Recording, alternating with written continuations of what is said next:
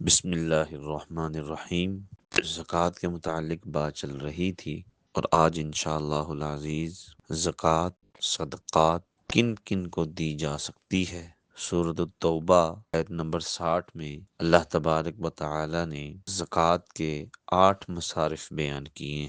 چنانچہ اللہ نے فرمایا انما الصدقات للفقراء والمساکین والعاملین علیہا والمؤلفۃ قلوبہم وفی الرقاب والغارمین وفی سبیل اللہ وابن السبیل فریضۃ من اللہ واللہ علیم حکیم۔ اللہ نے اس آیت میں صدقات یا زکوٰۃ کے 8 مصارف بیان کیے ہیں جن کو مسلمان جو ہے وہ زکوٰۃ دے سکتے ہیں۔ اس میں سب سے پہلے للفقراء ہے۔ فقیر وہ ہوتا ہے جس کے پاس کچھ نہ کچھ ہو لیکن اتنا نہیں کہ صاحب نصاب۔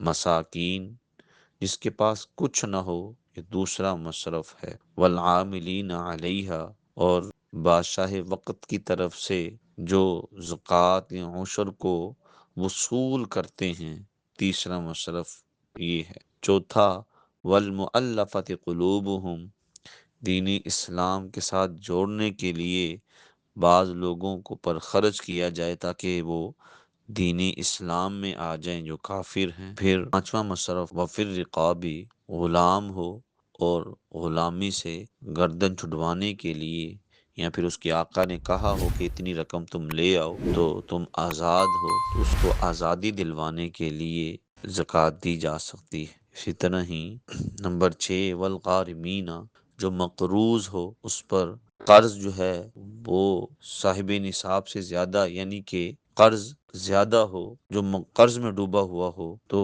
اور ساتواں ہے وفی سبیل اللہ، جو اللہ کے راستے میں ہو، جہاد کے لیے، دین کی طلب کے لیے۔ اور آٹھواں مصرف ہے وابن السبیل، جو مسافر ہو اس حال میں کہ اس کے پاس زاد راہ ختم ہو چکا ہو، اس کے پاس زاد راہ نہیں ہے، تو ان 8 لوگوں کو زکوٰۃ دے سکتے ہیں۔